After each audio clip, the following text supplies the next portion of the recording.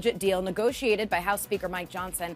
This 11th hour poll of support leaves lawmakers with less than 2 days to put together and pass a new budget bill to avoid a government shutdown.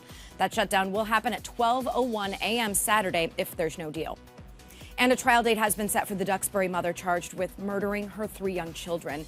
The judge in the Lindsay Clancy case set a tentative date of December 1st, 2025. She's accused of strangling her kids and then trying to take her own life. Her attorney says she was struggling with postpartum mental illness and was over-medicated. And the man accused of shooting United Healthcare CEO Brian Thompson will be in court today. Luigi Mangione will go before a judge for a preliminary hearing, as well as a hearing about extradition back to New York. He's facing an elevated charge of murder as an act of terrorism in New York. Now they were forced to use a taser to stop a man who became violent inside the home. And as police tried to take him into custody, the crowd got out of control and officers had to call for backup.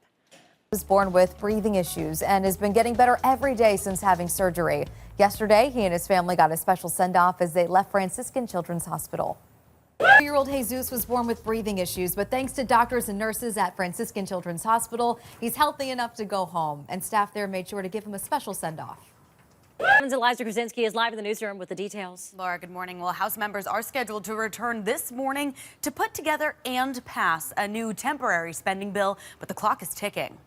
And a government shutdown would leave millions of federal workers without a paycheck during the holidays. Live in the newsroom this morning, Eliza Kruczynski, 7 News Today, New England. Officers say they were forced to use a taser when a man became violent with them inside the house. And when they tried to take him into custody, officers had to call for backup. Billionaire Elon Musk pushing lawmakers to block the spending bill. 7's Eliza Kruczynski in the newsroom with the latest.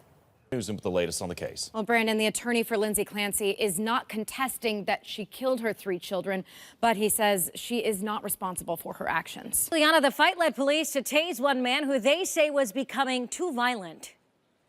The Patriots not making any playoff appearances this year, but that doesn't mean some players won't impact your fantasy playoff series. One player could still bring in some points for your team. 7 Sports anchor Maury Hirsch-Gordon has more in Fantasy Fixer.